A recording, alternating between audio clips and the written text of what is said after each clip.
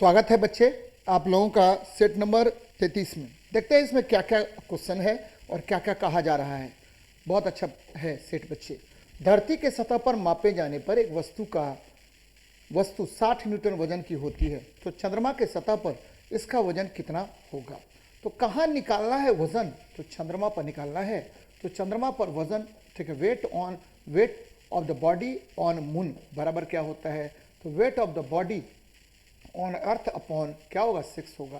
तो यहाँ देखिए 60 बटा क्या होगा 6, भागा दे दीजिए बेटा, क्या हो जाएगा, तो ये 10 न्यूटन हो गया। तो इसका आंसर क्या होगा 10 न्यूटन हो जाएगा।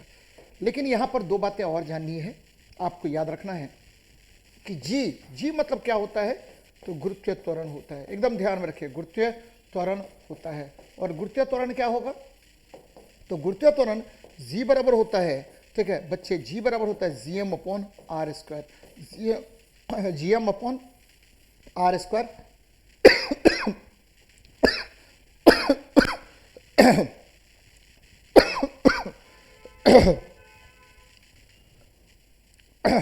जी बराबर क्या होगा, तो जी एम अपॉन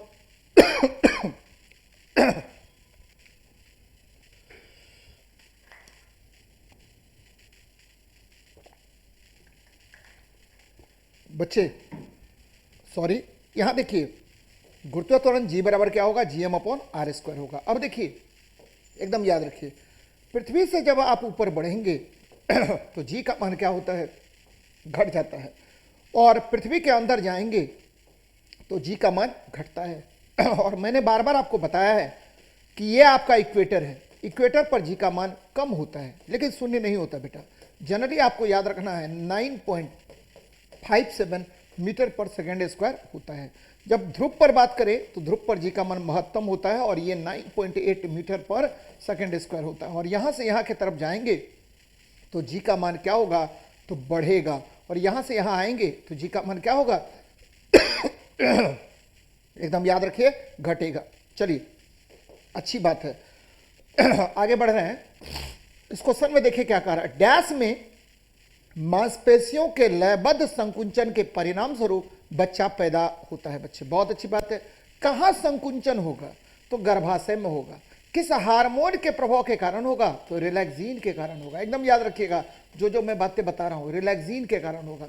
और जैसे ही रिलैक्सिन हार्मोन सेक्रेट होगा तो बेटा एकदम ध्यान में रखिएगा कि ये क्या करेगा, तो गर्भाशय ग्रीवा एकदम ध्यान में रखिए, गर्भाशय ग्रीवा में क्या करेगा, ग्रीवा और ठीक है आपको ग्रीवा और दीवारों में संकुंचन उत्पन्न करेगा, जिससे योनि मार्ग जो है, योनि मार्ग आपका बड़ा हो जाएगा। कौन मार्ग बच्चे, योनि मार्ग बड़ा हो जाएगा। और यहां पर एक क्या होता है, पेल्विकल होता है, वो क्या होगा, तो वो बड़ा हो जाएगा, जिसके कारण आपको बच्चे बाहर निकलते हैं। तो गर्भाशय में संकुंचन के कारण आपको बच्चों का निर्माण, बच्चों का क्या होता है, बच्चे उत्पन्न होते हैं। बच्चे क्या होंगे, आपको बाहर निकलेंगे। लेबर पेन स्टार्ट होगा, कौन सा हार्मोन के प्रभाव के कारण, तो ऑक्सीटोसिन बोलते हैं आपको, ये देखिए रिलैक्सिन के कारण होता है। एक चीज और ध्यान में रखिएगा बच्चे, जो बार बार आपसे पूछेगा कि मेल से क्या प्राप्त हुआ है, स्पर्म, मैं बार बार बताता रहता हूं स्पर्म प्राप्त हुआ, और फीमेल से क्या प्राप्त होगा, तो फीमेल से ओवा प्राप्त होगा। और आपको ध्यान में रखना, ओवा और दोनों आपस में क्रॉस करेगा कहां पर, इसको निषेचन कहते हैं। ये करेगा कहां पर, तो बच्चे ये करेगा, ध्यान में रखिएगा, ये करेगा फैलोपियन नलिका में, फैलोपियन ट्यूब में, फैलोपियन ट्यूब में यह काम होता है, फैलोपियन ट्यूब में यह काम होता है। और यहां फैलोपियन ट्यूब से में क्या होता है, तो ये लंबा ट्यूब होता है बेटा। और ये ट्यूब जो होता है आपको, इसका जो अंतिम द्वार होता है वह कहाँ खुलता है, तो गर्भाशय में जाएगा बच्चे, गर्भाशय में जाएगा। तो ये भ्रूण बन गया बच्चे। कुछ दिन के बाद क्या होगा, जैसे ये बनेगा, शुरू में जायगोट बनेगा, और जायगोट के बाद ये क्या होता है, तो जायगोट के बाद यह भ्रूण का निर्माण कर लेता है। और ये भ्रूण जो है गर्भाशय में जाकर के स्थापित होता है, और इसी गर्भाशय में बच्चे पलते हैं, गर्भाशय में भ्रूण पलते हैं बच्चे। गर्भाशय में भ्रूण जो है आपस माँ के शरीर से अटैच होगा, किसके द्वारा, तो गर्भनाल या प्लेसेंटा के द्वारा। और ये प्लेसेंटा जो है इसी से उत्सर्जन भी होता है बेटा, क्या होगा, उत्सर्जन भी होगा, और भ्रूण को पोषण भी प्राप्त होता है। तो ये बातें याद रखिएगा। चलिए नेक्स्ट देखते हैं क्या कह रहा है क्वेश्चन में। कह रहा पानी का क्वथनांक बिंदु क्या होता है। अच्छी बात है बच्चे, क्वथनांक बिंदु हम सब पर देख लेते हैं, हर एक स्केल पर देख लेते हैं। तो पानी है क्या, तो पानी यौगिक होता है। क्या होता है, यौगिक होता है। और ये कौन सा यौगिक है, तो ये H2O है। क्या है, H2O है। हाइड्रोजन ऑक्साइड होता है, ये पानी होता है बच्चे। और पानी याद रखिए बच्चे, अलग अलग स्केल पर बात कर रहे हैं हम। बात कर रहे हैं आपको क्वथनांक पर, हम बात कर रहे हैं किस पर, तो दो चीज पर। ये पहला डिग्री सेल्सियस पर हम बात कर रहे हैं, डिग्री फ़ारेनहाइट पर हम बात कर रहे हैं, केल्विन पर हम बात कर रहे हैं, रोमर पर। और ये दो बातें, पहला क्वथनांक मतलब क्या होता है, बीपी जहां पर जल जो है उबलने लगता है। तो बच्चे डिग्री सेल्सियस की बात अगर करेंगे तो 100 डिग्री सेल्सियस पर जल उबलने लगता है। अगर फ़ारेनहाइट पर बात करेंगे तो 212 डिग्री फ़ारेनहाइट पर जल उबलने लगता है। और केल्विन पर बात करेंगे तो 373 केल्विन पर पानी उबलने लगता है। और रोमर पर बात करेंगे तो 80 डिग्री आर पर पानी उबलने लगता है। तो ये ध्यान में रखिएगा। अब हम बात करें हिमांक पर, किस पर बात करें, हिमांक पर बात करें, फ्रीजिंग पॉइंट पर बात कर रहे हैं। और फ्रीजिंग पॉइंट की बात अगर करेंगे तो 0 डिग्री सेल्सियस पर जल बर्फ में बदल जाता है। और ठीक है 32 डिग्री फ़ारेनहाइट पर जल बर्फ में बदल जाएगा। और 273 केल्विन पर जल बर्फ में बदल जाएगा। और 0 डिग्री आर पर भी जल बर्फ में बदल जाता है। तो ये ध्यान में रखिएगा। अब देखिए क्वथनांक बिंदु कितना है, तो भाई ये 100 डिग्री सेल्सियस है। ठीक है, जल का क्वथनांक बिंदु कितना है, तो ये 100 डिग्री सेल्सियस है। बच्चे जल जो है, जल का क्वथनांक बिंदु अधिक होता है। जल का क्वथनांक बिंदु अधिक होता है। क्यों, क्वथनांक बिंदु अधिक होगा, क्वथनांक बिंदु अधिक होता है। तो ध्यान में रखिएगा, हाइड्रोजन बंध के कारण जल का क्वथनांक बिंदु अधिक होता है, अधिक होता है। ये किसके कारण होगा, तो आपको याद रखना है, यह होगा, ध्यान में रखिएगा, हाइड्रोजन बंध के कारण, हाइड्रोजन बॉन्ड के कारण होता है। हाइड्रोजन बॉन्ड के कारण होता है, एकदम याद रखना बेटा मेरे, हाइड्रोजन बॉन्ड के कारण जल का क्या होगा, तो बच्चे इंपॉर्टेंट है, जल में हाइड्रोजन बंध के कारण ही इसका क्वथनांक अधिक होता है। जल की विशिष्ट उष्मा अधिक होने के कारण इसकी उष्माधारिता अधिक होती है। तो ये सब बातें याद रखनी चाहिए आपको। चलिए बहुत अच्छी बात है, आगे बढ़ते हैं। उत्तक के प्रकार उत्तक के प्रकार ग्रंथियां बनाती हैं। बहुत अच्छा क्वेश्चन है बच्चे। तो एपिथेलियल उत्तक के प्रकार ग्रंथियां बनाती है। कौन बनाएगा ग्रंथि, तो एपिथेलियल उत्तक का प्रकार बनाएगा। तंत्रिका उत्तक, आपको पता है कि मनुष्य के शरीर में सबसे लंबा उत्तक, मनुष्य के शरीर में सबसे लंबी, शरीर में सर्वाधिक लंबी उत्तक कौन होगी, तो सर्वाधिक लंबी होगी, ध्यान में रखिएगा, लंबी होगी तंत्रिका कोशिका। लंबी कौन होगी, तो तंत्रिका कोशिका होगा। अब देखिए संयोजी उत्तक, रक्त एक प्रकार का संयोजी उत्तक है। रक्त क्या है, तो संयोजी उत्तक है, ध्यान में रखिएगा, रक्त आपका संयोजी उत्तक होता है। और एपिथेलियल, मैंने कई बार आपको बताया है बेटा कि एपिथेलियल जो होता है, ठीक है, एपिथेलियल उत्तक जो होता है ये त्वचा का निर्माण करेगा। किसका, त्वचा का निर्माण करेगा। यह आपको त्वचा का निर्माण करता है, ध्यान में रखिएगा, त्वचा का निर्माण करेगा। यह जो है आपको क्या बनाएगा, तो आंत का निर्माण करेगा। आंत या देखिएगा मुंह में या जहां भी कॉलमनर होगा वहां पर सब में आपको क्या होगा, एपिथेलियल उत्तक होता है। तो ये बातें याद रखनी पड़ेगी आपको। एक चीज और ध्यान में रखिएगा कि उत्तक का अध्ययन हिस्टोलॉजी कहलाता है। बार बार आपसे पूछेगा उत्तक का अध्ययन क्या कहलाएगा, तो उत्तक का अध्ययन कहलाता है हिस्टोलॉजी। अध्ययन कहलाता है बेटा क्या कहलाएगा, तो ये हिस्टोलॉजी कहलाएगा, ध्यान में रखिएगा, हिस्टोलॉजी कहलाता है। और उत्तक शब्द का प्रयोग करता है, किया गया था किसके द्वारा, तो शब्द का प्रयोग किया गया था, ठीक है, विंचट के द्वारा किया गया था। ध्यान में रखिए बच्चे, विंचट के द्वारा सबसे पहले उत्तक शब्द का प्रयोग किया गया था। उत्तक शब्द का प्रयोग विंचट ने सबसे पहले किया था। उत्तक का अध्ययन क्या कहलाएगा, तो हिस्टोलॉजी कहलाएगा। तो ये सब बातें याद रखिएगा। चलिए आगे बढ़ते हैं। यहां पल्स इसकी तरंग है बच्चे। पल्स है क्या, what is, take a pulses, what is pulses, pulse किसको कहते हैं, तो पल्स कुछ समय की तरंग होती है। याद रखना है, कुछ समय के लिए उत्पन्न तरंग को हम पल्स कहते हैं बच्चे। कुछ समय के लिए उत्पन्न तरंग को एकदम ध्यान में रखिएगा, कुछ समय के लिए उत्पन्न तरंग, ये क्या कहलाएगा, उत्पन्न तरंग, ये कहलाता पल्सेस। क्या कहलाता है, पल्स कहलाता है, एकदम ध्यान में रखिएगा, पल्स कहलाएगा। अब बेटा तरंग क्या होता है, व्हाट इज वेव, ये तरंग होता क्या है? तो तरंग ऊर्जा का प्रवाह है, ऊर्जा का प्रवाह होता है, ऊर्जा का प्रवाह होता है, एकदम याद रखिएगा। ऊर्जा के प्रवाह को हम क्या कहते हैं? तो ऊर्जा के प्रवाह को हम तरंग कहते हैं। और तरंग मुख्य रूप से कितने प्रकार के होते हैं? तो जब भी बात होगी तरंग के प्रकार की, तो तरंग, ठीक है, तरंग के प्रकार की बात होगी तो तरंग मुख्य रूप से, ध्यान में रखिएगा बेटा, तरंग मुख्य रूप से दो प्रकार के। पहला तरंग जो होता है उसको बोलते हैं आपको यांत्रिक तरंग, यांत्रिक तरंग कहते हैं, यांत्रिक तरंग कहते हैं। और इसके लिए माध्यम आवश्यक है, माध्यम आवश्यक है, एकदम ध्यान में रखिएगा, माध्यम आवश्यक होता है। और ये तरंग जो है यांत्रिक तरंग मुख्य रूप से आपको कितने प्रकार के? 3 प्रकार के होंगे। पहला आपको पता है बच्चे, अनुदैर्ध्य, अनुदैर्ध्य तरंग होता है। अनुदैर्ध्य तरंग माध्यम के समानांतर गमन करेगा। दूसरा अनुप्रस्थ तरंग होगा, माध्यम के लंबवत गमन करेगा। तीसरा आपको सतही तरंग होगी या ग्राउंड वेव्स होगा, और ये दो माध्यमों के, ठीक है, अंतर मिलन सतह पर गमन करता है। और एक और तरंग होता है विद्युत चुंबकीय तरंग बच्चे, विद्युत चुंबकीय तरंग। और विद्युत चुंबकीय तरंग क्या होगा? तो आपको पता है बिना माध्यम के गमन करेगा, बिना माध्यम के गमन। याद रखिए, वह तरंग जो बिना माध्यम के गमन करता है उस तरंग को हम क्या कहते हैं? तो बच्चे विद्युत चुंबकीय तरंग कहते हैं। और ध्यान में रखिएगा, विद्युत चुंबकीय तरंग कितने प्रकार के? मैंने बताया है बच्चे 7 प्रकार के। गामा, एक्स, यू, यू मतलब पराबैंगनी, भी मतलब दृश्य बच्चे। फिर देखिए, ठीक है, आपको अवरक्त, आई, और एम मतलब माइक्रो, और आर मतलब रेडियो। ये 7 मुख्य रूप से आपको विद्युत चुंबकीय तरंग है। और इस तरंग को एकदम याद रखना है आपको, ठीक है, आप भूलिएगा नहीं कभी भी। तरंग दैर्ध्य इधर से इधर जाएंगे तो तरंग दैर्ध्य का मान बढ़ेगा, और इधर से इधर जाएंगे तो आवृत्ति का मान घटेगा, इधर से इधर जाएंगे तो ऊर्जा का मान घटेगा।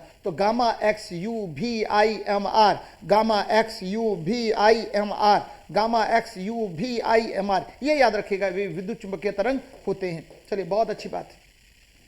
ऑक्सीकरण अभिक्रिया जो गर्मी और प्रकाश पैदा करता है वह क्या कहलाता है? बच्चे, दहन एक ऑक्सीकरण अभिक्रिया है जिसमें गर्मी और प्रकाश दोनों उत्पन्न होता है। एकदम ध्यान में रखिएगा, दहन एक, मैं क्या वर्ड यूज कर रहा हूं? देखिए, दहन, दहन एक ऑक्सीकरण अभिक्रिया है। दहन, दहन एक ऑक्सीकरण अभिक्रिया, एक ऑक्सीकरण अभिक्रिया है। एकदम याद रखिएगा बच्चे, ऑक्सीकरण अभिक्रिया है जिसमें प्रकाश और ऊर्जा उत्पन्न होता है। अभिक्रिया है जो क्या करेगा? तो आपको क्या उत्पन्न करेगा? गर्मी भी उत्पन्न करेगा और प्रकाश भी उत्पन्न करेगा, गर्मी भी उत्पन्न करेगा और प्रकाश भी उत्पन्न करेगा। तो वह अभिक्रिया जिसमें गर्मी और प्रकाश दोनों उत्पन्न होता है, उस अभिक्रिया को हम ऑक्सीकरण अभिक्रिया कहते हैं। तो जब भी दहन की बात करेंगे तो दहन क्या होगा? तो दहन एक ऑक्सीकरण अभिक्रिया है जिसमें आपको दोनों चीज उत्पन्न होता है बच्चे। अब देखिए, उदासीन, उदासीन अभिक्रिया क्या होगा? तो बच्चे, अम्ल, एसिड है, एसिड जब बेसिस से रिएक्ट करेगा, बेसिस से रिएक्ट करेगा तो ये बनाएगा सॉल्ट और वाटर का निर्माण करेगा। इस अभिक्रिया को हम क्या कहते हैं? तो उदासीनीकरण अभिक्रिया कहते हैं। अब देखिए, उष्माशोषी तो क्या होता है? इंडोथर्मिक बोलते हैं बेटा। क्या बोलते हैं? इंडोथर्मिक बोलेंगे। तो यह ऊर्जा अवशोषित करता है, यह, ठीक है, आपको क्या करेगा? उष्मा ग्रहण करता है, उष्मा ग्रहण करता है। तो वह रासायनिक अभिक्रिया जिसमें उष्मा ग्रहण होता है, तो उस अभिक्रिया को क्या कहते हैं? तो बच्चे, उष्मा शोषी कहते हैं। उष्मा क्षेपी देखिए, इसमें उष्मा उत्पन्न होता है, इसमें उष्मा उत्पन्न होता है। एकदम याद रखिएगा, इसमें उष्मा उत्पन्न होता है। तो वह रासायनिक अभिक्रिया जिसमें उष्मा उत्पन्न होता है, उस रासायनिक अभिक्रिया को हम उष्मा क्षेपी कहते हैं। तो ये बातें याद रखिएगा, बार बार आपसे क्वेश्चन पूछेगा। चलिए नेक्स्ट देखते हैं। 6 मीटर पर सेकंड के वेग से गतिमान 10 केजी द्रव्यमान की गतिज ऊर्जा क्या होगी? आसान क्वेश्चन है बेटा। काइनेटिक एनर्जी बराबर क्या होता है? तो हाफ एम वी स्क्वायर होता है, हाफ एम वी स्क्वायर होता है। 1/2 एम का मान देखिए बेटा कितना है? 10, और भी का मान देखिए 6 का स्क्वायर है, तो काट दीजिए, ठीक है, 5 हो गया, 6 के 36, 36 गुना 5 कर दीजिए, यानी 180 जूल हो जाएगा, 180 जूल हो जाएगा। तो ये ध्यान में रखिएगा। अब यहाँ एक चीज और आपको याद रखना है कि जब भी काइनेटिक एनर्जी की बात करेंगे तो काइनेटिक एनर्जी बराबर क्या होता है? पी स्क्वायर अपॉन 2m होता है। काइनेटिक एनर्जी बराबर क्या होता है? तो बच्चे, काइनेटिक एनर्जी बराबर होता है आपको हाफ एम वी स्क्वायर, भी मैंने कहा। और आपको अगर काइनेटिक एनर्जी निकालना होगा तो मैंने निकाल दिया पी स्क्वायर बटा 2m, और इससे अगर मोमेंटम का वैल्यू निकालना होगा तो √2m इंटू के ई होगा, 2m इंटू के ई होगा। तो ये ध्यान में आपको रखनी चाहिए, बार बार इससे क्वेश्चन आपको पूछेगा। तो ध्यान में रखिए, काइनेटिक एनर्जी बराबर पी स्क्वायर अपॉन क्या होता है? 2m होता है। चलिए देखते हैं नेक्स्ट क्वेश्चन को। बेटा यहाँ देखिए, एक कंडक्टर का प्रतिरोध सीधे अनुपातिक होता है बच्चे प्रतिरोध, पहले ये देख लीजिए प्रतिरोध है क्या, व्हाट इज रेसिस्टेंस। तो रेसिस्टेंस प्रतिरोध क्या है, तो प्रतिरोध आपको एकदम ध्यान में रखना है प्रतिरोध क्या है। तो ठीक है, विद्युत धारा के मार्ग में अवरोध है, विद्युत धारा के मार्ग में अवरोध, विद्युत धारा के मार्ग में अवरोध है, मार्ग में अवरोध है। तो विद्युत धारा के मार्ग में अवरोध को प्रतिरोध कहा जाता है, एकदम याद रखिएगा, विद्युत धारा के मार्ग में अवरोध को प्रतिरोध कहा जाता है। और ये कहां से आया बच्चे, तो आपको पता होना चाहिए V प्रोपोर्शनल टू I, और ये दिया था ओम ने, ओम का नियम है बच्चे, ओम का नियम है कि देखिए आपका विभवांतर किसी चालक तार के बीच का विभवांतर उससे प्रवाहित धारा का समानुपातिक होगा, और V बराबर क्या हुआ, RI हो गया, R बराबर क्या हो गया, तो प्रतिरोध हो गया, R बराबर क्या होगा, प्रतिरोध हो गया, और R बराबर क्या होगा, V बटा I हो जाएगा, यानी वोल्ट पर एम्पियर हो जाएगा, वोल्ट पर एम्पियर होगा। अब देखिए बेटा प्रतिरोध है क्या, प्रतिरोध विद्युत धारा के मार्ग में अवरोध होता है, एकदम ध्यान में रखिएगा, विद्युत धारा के मार्ग में अवरोध, धारा के मार्ग में अवरोध को, मार्ग में अवरोध को हम प्रतिरोध कहते हैं, विद्युत धारा के मार्ग में अवरोध को क्या कहेंगे, प्रतिरोध कहेंगे। अब प्रतिरोध निर्भर करता है, प्रतिरोध निर्भर करता है, किस पर निर्भर करेगा बेटा, तो प्रतिरोध निर्भर करता है सबसे पहले आपको चालक तार की लंबाई पर, चालक तार की लंबाई पर, एकदम ध्यान में रखिएगा, चालक तार की लंबाई पर निर्भर करेगा, और दूसरा निर्भर करेगा R प्रोपोर्शनल टू L हो गया, और दूसरा निर्भर करेगा चालक तार के क्षेत्रफल पर, चालक तार के क्षेत्रफल पर, चालक तार के क्षेत्रफल पर, एकदम ध्यान में रखिएगा, चालक तार के क्षेत्रफल पर निर्भर करेगा, यानी R प्रोपोर्शनल टू 1/A हो गया, 1/A हो गया। तो ठीक है, ये विद्युत प्रतिरोध किस पर निर्भर करता है, तो विद्युत प्रतिरोध सबसे पहले निर्भर करेगा चालक तार की लंबाई पर, ये सीधे अनुपातिक होगा लंबाई का, लेकिन ठीक है आपको पता है ये कूलम का नहीं होगा, यानी तार के अनुभाग का क्षेत्रफल पर, यानी आपको क्या होगा, तो इनवर्सली प्रोपोर्शनल होगा तार के अनुभाग का क्षेत्रफल पर। तो ये ध्यान में रखिएगा आप लोग, बार बार आपसे क्वेश्चन पूछेगा कि किस पर डायरेक्टली प्रोपोर्शनल, तो R proportional to directly proportional to L, ठीक है, length of the conductor wire, और inversely proportional to area of the conductor wire. तो ये याद रखनी चाहिए आप लोगों को, बार बार इस पर प्रश्न आपसे पूछेगा। चलिए जरा इस क्वेश्चन को देखिए, एक विद्युत बल्ब 220 वोल्ट जनरेटर से जुड़ा है, कोई बात नहीं है, धारा 0.5 एम्पियर है, बल्ब में कितना पावर है बच्चे, पावर P बराबर रामबान फॉर्मूला, मैं बार बार बोलता हूं आपको, रामबान सूत्र क्या है बच्चे, तो P बराबर V² बटा R, P बराबर V इंटू आई, P बराबर क्या होगा I²R, तो ये सब होता है, आपको याद रखना है आपको, ये P बराबर F V cos थीटा ये भी होता है, और P बराबर क्या होगा, तो एक और फॉर्मूला होता है जिसको हम लोग क्या कहते हैं, तो बच्चे P बराबर क्या होगा, तो आपको Q into V upon T भी होता है, या तो आपको पता है कि वर्क अपॉन टाइम भी होता है, वर्क अपॉन टाइम भी होता है, या काइनेटिक एनर्जी अपॉन टाइम भी होता है, या पोटेंशियल एनर्जी इंटू टाइम भी होता है। ये मैंने कई बार आपको पढ़ाया है इसी टेस्ट में बच्चे। अब देखिए हमको क्या करना है, तो P बराबर VI, V का वैल्यू देख ले बेटा कितना है, V का वैल्यू है 220 और I का वैल्यू कितना है, तो 0.5, तो ये क्या होगा 110 वाट हो जाएगा, 110 वाट या 110 जूल पर सेकेंड होगा, जूल पर सेकेंड हो गया। तो ध्यान में रखिए कहाँ पर है 110 वाट, ऐसे भी कर लेते, जूल ऊर्जा का मात्रक है खत्म, ठीक है, बल का मात्रक है खत्म, ठीक है, पास्कल यानी दाब का मात्रक है खत्म हो गया, तो ठीक है वाट हो जाता, डायरेक्ट आंसर हो जाता। तो ऐसे भी कर सकते थे लेकिन ऐसा किया नहीं मैंने फॉर्मूला निकाल करके किया बेटा। सबसे बाहरी ऑर्बिट में इलेक्ट्रॉन की संख्या एक समान किस्में है, कोई बात नहीं है, जरा आर्गन देख ले बेटा, आर्गन की परमाणु संख्या कितनी 18 है, और ये देखिए क्या होगा 2 8 8, ये देखिए अंतिम कक्षा में कितने 8 इलेक्ट्रॉन। जरा इस पर बात करते पोटेशियम, इसकी परमाणु संख्या कितनी, तो 19 होती है बेटा, तो निकाल लीजिए 2 8 8 1, ठीक है, तो बच्चे ये अंतिम कक्षा में कितना 1 इलेक्ट्रॉन हो गया। जरा इस पर बात कीजिए, ऑक्सीजन तो 8 हो गया परमाणु संख्या, 2 6, ठीक है, फ्लोरीन इसका 2 5, ठीक है बच्चे, इसका फ्लोरीन का क्या होगा, तो 2 और 7 हो जाएगा, 2 और 7, क्योंकि फ्लोरीन की परमाणु संख्या 9 होती है। जरा देखिए यहाँ पर हाइड्रोजन 1 और हीलियम का 2 हो गया। जरा आर्सेनिक और बिस्मथ का देखते हैं बच्चे, आर्सेनिक और बिस्मथ का देखिए, आर्सेनिक और बिस्मथ का देखिए, जरा ध्यान दीजिएगा बच्चे, आर्सेनिक और बिस्मथ दोनों 14वें वर्ग का तत्व है, दोनों 14वें वर्ग का तत्व है, आर्सेनिक और बिस्मथ दोनों क्या है 14वें वर्ग का तत्व होता है। ध्यान में रखिएगा बच्चे, क्या होगा आर्सेनिक और बिस्मथ दोनों जो है वह 14वें वर्ग का तत्व है, याद रखना बेटा क्या है 14वें वर्ग का तत्व है। अब हम इसकी परमाणु संख्या देखते हैं, क्या है आपको परमाणु संख्या कितना होगा, तो ध्यान में रखिएगा कि आर्सेनिक और बिस्मथ जो है वह किस वर्ग के तत्व, पहले ये जान लीजिए। तो बच्चे आर्सेनिक और बिस्मथ जो है वो ध्यान में रखिएगा कि ये दोनों जो है नाइट्रोजन नाइट्रोजन वर्ग का तत्व होता है। और ये देखिए, ठीक है, ध्यान दीजिए बच्चे, नाइट्रोजन नाइट्रोजन की परमाणु संख्या कितनी, तो नाइट्रोजन की परमाणु संख्या आपको 7, फास्फोरस की कितनी हो गई 15, आर्सेनिक की कितनी हो गई, तो बच्चे आर्सेनिक का 33 हो गया, ठीक है। और आपको आर्सेनिक के बाद क्या हुआ, एंटीमनी, आर्सेनिक के बाद क्या होगा, तो आर्सेनिक के बाद एंटीमनी होगा, एंटीमनी होगा, तो एंटीमनी की परमाणु संख्या कितनी होगी, तो ये ध्यान में रखिएगा, एंटीमनी की परमाणु संख्या कितनी होगी, तो बच्चे 51 हो गया। और अंत में आ जाइए कौन, तो आर्सेनिक बिस्मथ आ जाइए, बिस्मथ आ जाइए, इसकी परमाणु संख्या कितनी होगी, तो बच्चे 83 होगा। तो ध्यान में रखिएगा कि ये समान वर्ग के तत्व हैं, जो भी समान वर्ग का तत्व होगा उसमें, ठीक है, आपको 14वें वर्ग का, ये बोलते हैं 15वें वर्ग का तत्व है। समान वर्ग के तत्व के अंतिम कक्षा में समान इलेक्ट्रॉन होगा, और कितना होगा, तो बच्चे 5 इलेक्ट्रॉन होगा। क्या होगा, 5 इलेक्ट्रॉन होगा। तो एकदम क्लियर रखिएगा, बार बार, ठीक है, इस तरह के प्रश्न आपको पूछेगा। और देखिए, आर्गन 18वें वर्ग का तत्व है, पोटेशियम, ठीक है, ये पहले वर्ग का तत्व है, ऑक्सीजन चेल्कोजेन से बच्चे, और ये 16वें वर्ग का तत्व है, ठीक है, फ्लोरीन हेलोजेन है 17वें वर्ग का तत्व है, हाइड्रोजन ये प्रथम वर्ग का तत्व है, और हीलियम ये भी 18वें वर्ग का तत्व है, लेकिन अंतिम कक्षा में 2 इलेक्ट्रॉन है, अपवाद है बेटा।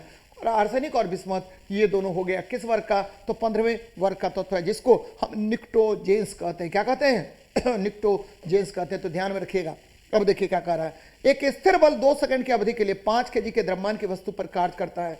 तो आसान है बच्चे, क्या निकालना है, तो बल की मात्रा निकालना है। क्या दिया हुआ है, ये टाइम दिया हुआ है, क्या दिया हुआ है, द्रव्यमान दिया हुआ है, ये दिया हुआ है प्रारंभिक वेग, और ये दिया हुआ अंतिम वेग। निकल तो गया, F बराबर बल का फॉर्मूला ma। अब देखिए m का मान कितना, तो m का मान बेटा है 5 kg। a बराबर क्या होता है, v minus u upon T होता है, तो 5 गुना क्या होगा, तो 7 माइनस 4 बटे 2।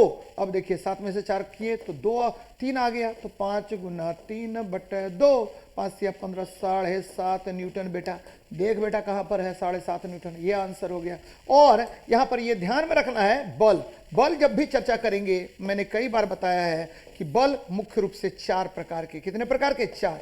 सबसे पहले नाभिकीय बल, सबसे मजबूत बल होता है, न्यूट्रॉन और प्रोटॉन के बीच कार्य करने वाला बल होता है। दूसरा बल आपको विद्युत चुंबकीय बल, ये क्या होगा, आवेश के कारण, क्यू के कारण, आवेश के कारण लगने वाले बल को हम क्या कहते हैं, तो विद्युत अस्थैतिक बल कहते हैं। और क्या होगा बेटा, तो और क्या होगा, कमजोर बल, कमजोर बल, बीटा किरणों के उत्सर्जन के कारण, बीटा किरणों के उत्सर्जन के कारण बल, बीटा किरणों के उत्सर्जन के कारण बल होता है। इस बल को, उत्सर्जन के कारण बल को हम क्या कहेंगे, तो आपको याद रखिएगा कमजोर बल कहेंगे। और तीसरा बल हो गया कौन, नाभिकीय बल, विद्युत, ठीक है, अस्थैतिक बल, कमजोर बल, और सबसे अंत में हो गया गुरुत्वाकर्षण बल। प्रकृति का सबसे कमजोरतम बल कौन होगा, तो आपको गुरुत्वाकर्षण बल होगा। और ये किसके कारण होगा, तो द्रव्यमान के कारण, द्रव्यमान के कारण लगने वाले बल को हम गुरुत्वाकर्षण बल कहते हैं। तो ये याद रखनी चाहिए, बार बार इस तरह का प्रश्न आपसे पूछेगा, तो ध्यान में रखिएगा बेटा, बहुत इंपॉर्टेंट है आपके लिए। नेक्स्ट देखिए, एक साधारण आवर्धक ग्लास में निम्न शामिल है। बच्चे आवर्धक मतलब रीडिंग ग्लास, रीडिंग ग्लास मतलब मैग्नीफाइंग ग्लास, और मैग्नीफाइंग ग्लास मतलब उत्तल लेंस। ध्यान में रखिएगा क्या होगा, उत्तल लेंस को, ठीक है, उत्तल लेंस को हम क्या कहते हैं, तो रीडिंग ग्लास कहते हैं, रीडिंग ग्लास कहते हैं। उत्तल लेंस को हम क्या कहते हैं, तो मैग्नीफाइंग ग्लास कहते हैं। और याद रखिएगा मैग्नीफाइंग ग्लास कहेंगे, उत्तल लेंस को हम क्या कहते हैं, तो याद रखना है बच्चे, इसका उपयोग हम लोग करते हैं किस में, तो आपको दूर दृष्टि दोष दूर करने में, दूर दृष्टि दोष। और दूर दृष्टि दोष में क्या दूर होता है, तो बच्चे ये हाइपरमेट्रोपिया हो गया। कौन सा हो गया, हाइपरमेट्रोपिया हो गया, हाइपरमेट्रोपिया हो गया। और हाइपरमेट्रोपिया में क्या दूर करते हैं, तो ये हाइपरमेट्रोपिया में दूर करते हैं, ध्यान में रखिएगा, हाइपरमेट्रोपिया में क्या दूर करेंगे, तो ये दूर करते हैं, ठीक है, आपको निकट निकट निकट को ठीक करते हैं, निकट को ठीक करते हैं, ध्यान में रखिएगा, निकट को ठीक किया जाता है। और इसमें आपको पता है पावर क्या होगा, पॉजिटिव होगा, प्लस डी होगा, प्लस डी होगा, और फोकस दूरी ऑलवेज टू बी पॉजिटिव होगा। तो ये ध्यान में रखिएगा, छोटी फोकल लंबाई के, ठीक है, अवतल लेंस, छोटी फोकल लंबाई के उत्तल लेंस, ठीक है, उच्च फोकल लंबाई के उत्तल लेंस। बच्चे जब भी आपको कहेगा क्या, जब भी आपको कहेगा कि किस लेंस का प्रयोग करते हैं, तो ध्यान में रखिएगा छोटी फोकल लंबाई के उत्तल लेंस का प्रयोग करेंगे, छोटी फोकल लंबाई के उत्तल लेंस का प्रयोग करेंगे। जनरली इसका उपयोग करता है घड़ी साज, याद रखिएगा बच्चे, घड़ी साज, ठीक है, घड़ी साज फोरेंसिक लैब में, फोरेंसिक लैब में, सूक्ष्मदर्शी में, फोरेंसिक लैब में करेगा। और सब बच्चे सूक्ष्मदर्शी के निर्माण में भी इसका उपयोग होता है, सूक्ष्मदर्शी के निर्माण में, माइक्रोस्कोप के निर्माण में भी इसका उपयोग किया जाता है। तो ये ध्यान में आपको रखनी चाहिए, बार बार आपसे क्वेश्चन पूछेगा। चलिए नेक्स्ट देखते हैं। किसी भी पदार्थ के एक अणु में इतना कण शामिल है, कोई बात नहीं, यदि CO2 में इतने कण शामिल हो तो CO2 के अणुओं की संख्या कितनी होगी? बच्चे एक अणु की बात कर रहा है जब, तो बोल रहा है 6.022 इंटू 10⁻23 होगा। तो आपको पूछ रहा है कितना अणु, तो बच्चे आपको निकाल लीजिए, ठीक है। अणुओं की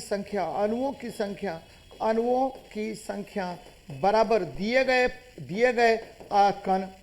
कण बटे दिए गए कण, अब बटा क्या हो जाएगा? बटा हो जाएगा एवोगाद्रो संख्या, यानी 6.022 इंटू 10⁻23 हो जाएगा। कर लीजिए ना, दिए गए कण कितना, तो 3.011 इंटू 10⁻23, 115 है बटे 10⁻23, अब बटा 6.022 इंटू 10⁻23 बेटा। तो ये देखिए कट ही गया, 3 दूनी 6 यानी 0.5 अणु हो जाएगा। देख लीजिए कहाँ पर है 0.5 अणु, तो 0.5 अणु डी नंबर में आंसर हो गया, डी नंबर। अब देखिए यहाँ पर ये याद रखना है कि कार्बन डाइऑक्साइड यह वायुमंडल में कितना परसेंट, तो बच्चे ये वायुमंडल में ध्यान में रखिएगा 0.03% पाया जाएगा, 0.03%। और CO2 जो है, ठीक है, प्रकृति को गर्म करता है, प्रकृति को गर्म करने के लिए उत्तरदायी है, गर्म करता है, एकदम ध्यान में रखिए, गर्म करता है। और CO2 जो है यह याद रखिएगा ग्रीन हाउस गैस है, ग्रीन हाउस गैस है कौन, तो CO2 बेटा। तो एकदम याद रखिएगा CO2 का उपयोग हम लोग करते हैं आगों को बुझाने में, CO2 पृथ्वी को गर्म करता है, CO2 खाद्य पदार्थों को स्पंजी बनाने में भी महत्वपूर्ण भूमिका निभाता है। तो ये सब याद रखिएगा। चलिए नेक्स्ट देखते हैं। सभी एसिड के लिए आम तत्व कौन है? बच्चे एसिड ले लीजिए कोई भी, ये देखिए HCl ले लिया, H2SO4 ले लिया, और क्या ले लिया, HNO3 ले लिया। और एक वैज्ञानिक थे, उन्होंने कहा कि एसिड में निश्चित रूप से क्या होंगे, हाइड्रोजन होंगे। एसिड में निश्चित रूप से क्या होगा, हाइड्रोजन। किसने कहा था, तो डेबी ने कहा, क्या देखिए कि अम्ल में हाइड्रोजन तो होगा ही होगा, अम्ल में क्या होगा, हाइड्रोजन होता है, हाइड्रोजन, ठीक है, हाइड्रोजन होगा ही, हाइड्रोजन होता है हमेशा, अम्ल में क्या होगा, हाइड्रोजन तो होगा ही होगा, हाइड्रोजन होगा ही होगा। और ध्यान में रखिएगा आर्हेनियस के अनुसार, किसके अनुसार, आर्हेनियस के अनुसार क्या होगा कि वह पदार्थ जो, ठीक है, वह पदार्थ जो जलीय विलयन में क्या देगा, जलीय विलयन में हाइड्रोजन आयन देता है, जलीय विलयन में क्या देता है, तो जलीय विलयन में H+ आयन देता है, H+ आयन देता है, उसे क्या कहते हैं, आयन देता है, उसे ही, ठीक है, उसे ही क्या कहेंगे, तो बच्चे अम्ल कहते हैं, उसे ही अम्ल कहा जाता है। तो वह पदार्थ जो जलीय विलयन में H+ आयन देता है, हाइड्रोजन आयन देता है, उसे अम्ल कहा जाता है। तो ये बातें याद रखिएगा आप लोग। चलिए नेक्स्ट देखते हैं। मनुष्य की आनुवंशिकी का पता लगाया जा सकता है। बच्चे, मनुष्य की आनुवंशिकी का पता लगाया जा सकता है।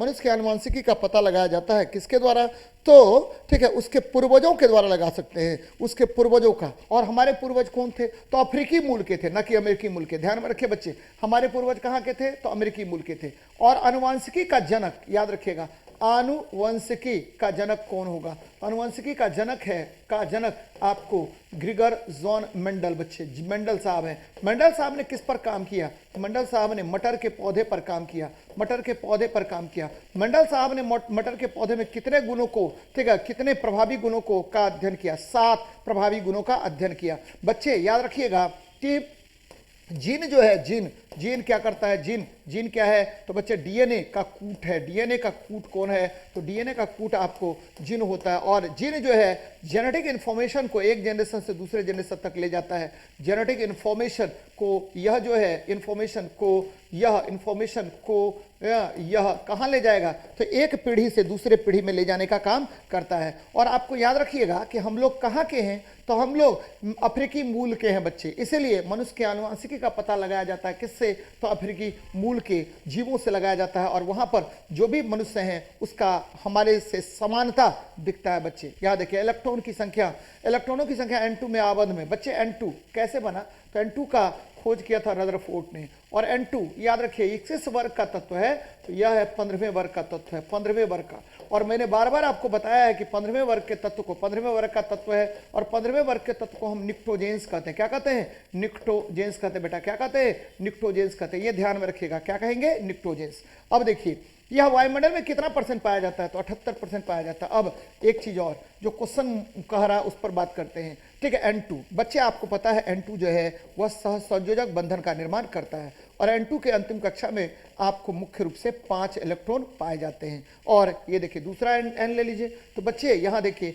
एक आपको क्या हुआ, तो इसने साझेदारी कर लिया कितने कितने इलेक्ट्रॉन का, तो 3 इलेक्ट्रॉनों की साझेदारी कर ली इसने, ध्यान में रखिए बेटा। तो 5 3 कितना हो गया, 8 हो गया, 5 3 कितना हो गया, 8 हो गया।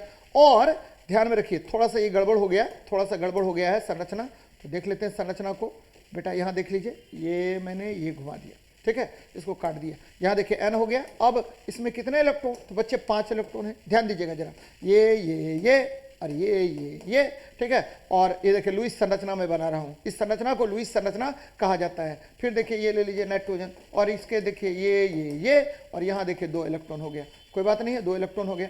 अब इसको क्या बोलते हैं, तो बच्चे ये 5 और ये देखिए 3 ले लीजिए बेटा, क्या हो गया, 8 पूरा कर लिया आपने ऑक्टेट। और ये देखिए ये भी 5 और 3 क्या कर लिया, 8 पूरा कर लिया। ये N ट्रिपल बॉन्ड N का निर्माण किया, लेकिन यहाँ 2 इलेक्ट्रॉन यहाँ और 2 इलेक्ट्रॉन यहाँ पर साझेदारी नहीं किया, तो इसको बोलते हैं नेसेंट पेयर ऑफ इलेक्ट्रॉन या लोन पेयर ऑफ इलेक्ट्रॉन कहते हैं, यानी इलेक्ट्रॉनों की निर्जन जोड़ी लोन पेयर ऑफ इलेक्ट्रॉन्स कहा जाता है, इलेक्ट्रॉनों की निर्जन जोड़ी कहा जाता है। तो ध्यान में रखिए 3 3 कितना, 6 इलेक्ट्रॉन साझेदारी कर रहा है, कितना कर रहा है, तो 3 और 3 6 इलेक्ट्रॉन की साझेदारी यहाँ पर हुई। तो बहुत इंपॉर्टेंट है, बार बार आपसे पूछेगा बेटा।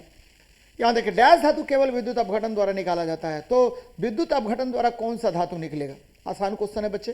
तो जो अत्यधिक क्रियाशील होगा, एकदम याद रखिए, जो धातु अत्यधिक क्रियाशील होता है वह क्या होगा, आपको विद्युत अपघटन द्वारा निकाला जाएगा। बच्चे यहाँ देखिए, ठीक है, क्या होगा, क्या के ना का मग अल, ठीक है, ये देखिए जन, और तब फे तब पब, ठीक है, ये देखिए। तो आपको इसमें सबसे अधिक क्रियाशील कौन है, तो जितना भी ऊपर वाला क्रियाशील धातु है विद्युत अपघटन द्वारा प्राप्त होगा, विद्युत अपघटन द्वारा प्राप्त होगा। और यहां पर देखिए विद्युत अपघटन द्वारा प्राप्त होगा। और ये इसमें कौन सबसे सीनियर, तो ये एल्युमिनियम है, तो एल्युमिनियम आ जाएगा।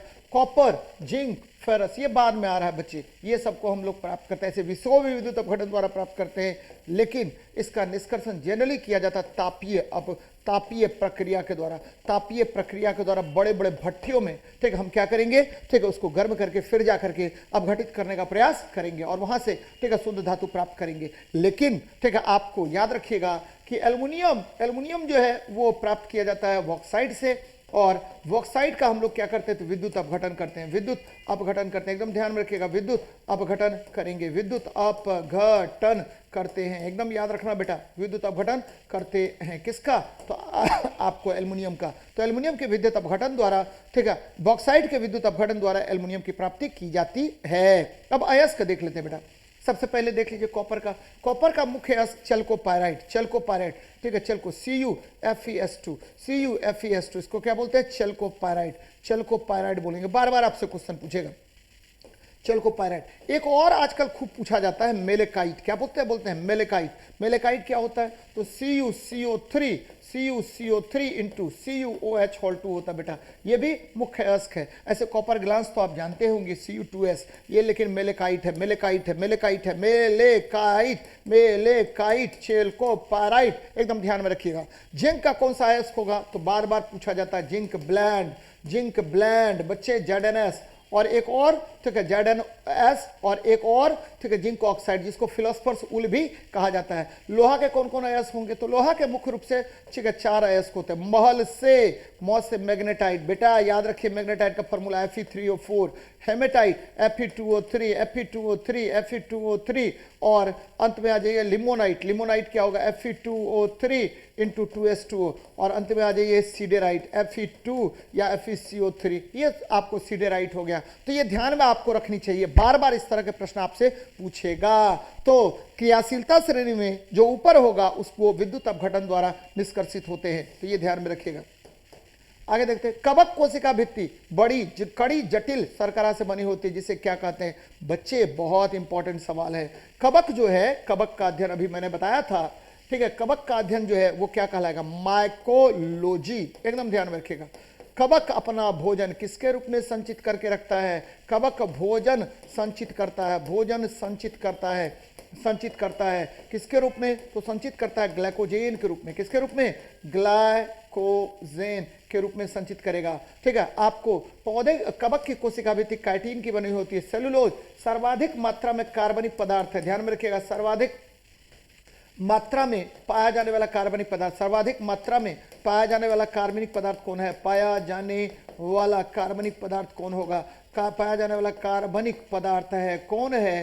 तो बच्चे सब सर्वाधिक मात्रा में कार्बनिक पदार्थ आपको हो गया। कार्बनिक पदार्थ कौन होगा? तो ध्यान में रखिएगा, सर्वाधिक मात्रा में पाया जाने वाला कार्बनिक पदार्थ आपको सेलुलोज होता है। लिग्निन, लिग्निन क्या है? तो ये ठीक है, आपको क्या होता है? तो यह पेड़ों को या लकड़ियों को कठोर बनाता है। लकड़ियों को कठोर बनाता है कौन? तो लकड़ी को कठोर बनाएगा। लकड़ी को कठोर बनाने का काम कौन करता है? कठोर बनाता है। तो ये बनाता है, ध्यान में रखिएगा, ये लिग्निन बनाता है। जबकि पैक्टिन क्या होता है? तो बच्चे पैक्टिन एकदम ध्यान में रखिएगा, पैक्टिन क्या होगा? तो पैक्टिन मुरब्बा बनाने में यूज होता है। मुरब्बा, मुरब्बा यानी आपको मुरब्बा बनाने के लिए सबसे अधिक उपयुक्त पदार्थ कौन होता है? तो आपका पैक्टिन होता है। ये ध्यान में रखिएगा, बार बार आपसे क्वेश्चन पूछेगा।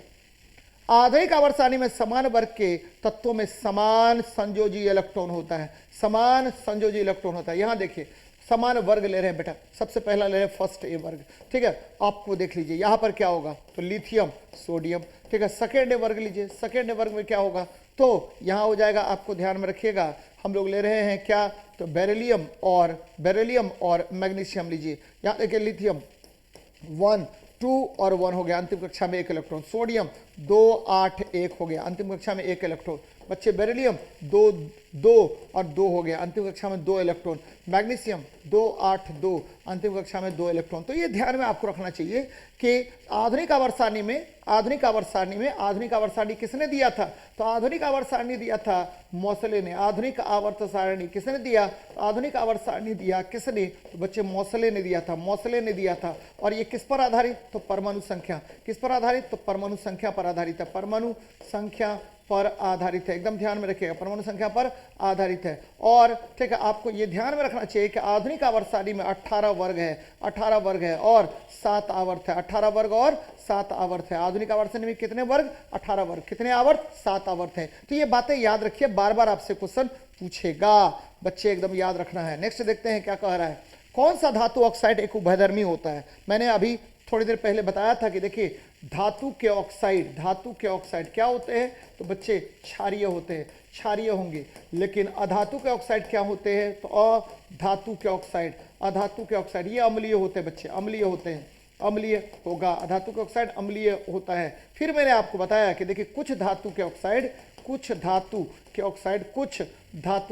क्या होगा बेटा? तो कुछ धातु के ऑक्साइड आपको याद रखना है कि ये उभयधर्मी होता है, यानी एसिडिक और बेसिक दोनों की भांति व्यवहार करेगा। एसिडिक और बेसिक दोनों की भांति व्यवहार करता है। और आपको पता है कौन कौन होगा? तो alumina Al2O3, zinc oxide ZnO, lead oxide PbO, तो ये उभयधर्मी की भांति व्यवहार करेगा। अम्ल और क्षारक दोनों की भांति व्यवहार करेगा। तो यहाँ देखिए कौन सा है? तो एल्युमिनियम। पोटेशियम क्षारीय, सोडियम क्षारीय है, आयरन क्षारीय होगा, ध्यान में रखिएगा। एक और ध्यान में रखिएगा, उदासीन ऑक्साइड कौन होगा? तो उदासीन ऑक्साइड के संदर्भ की बात अगर करेंगे तो कार्बन मोनोऑक्साइड, ठीक है, नाइट्रोजन मोनोऑक्साइड, ठीक है, नाइट्रोजन डाइऑक्साइड, ये ध्यान में रखिएगा, ये वो आपको उदासीन ऑक्साइड होंगे, ये सारे उदासीन ऑक्साइड होंगे। तो याद रखना बच्चे।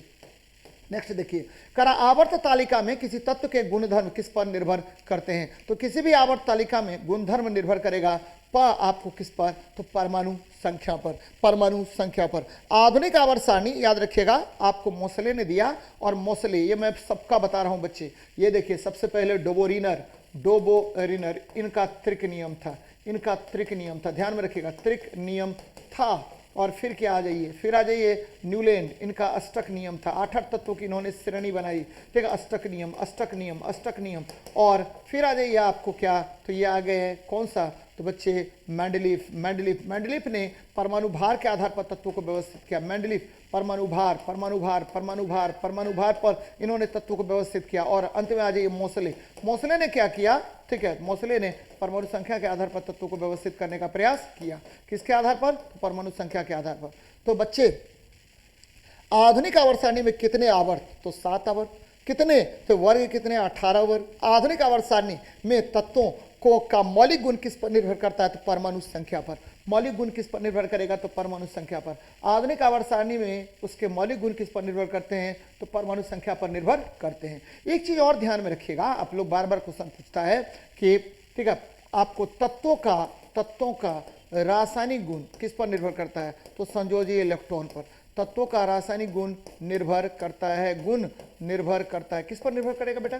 तो निर्भर करता है, ध्यान में रखिएगा, आपको इलेक्ट्रॉन, संयोजी इलेक्ट्रॉन की संख्या पर, संयोजी इलेक्ट्रॉन की संख्या पर। एकदम याद रखना है, बार बार आपसे क्वेश्चन पूछेगा किस पर निर्भर करेगा? तो किसी भी आवर्त सारणी में या आवर्त तालिका में या वर्ग में, ठीक है, उसका गुणधर्म परमाणु संख्या पर निर्भर करता है। तो ये ध्यान में रखिएगा।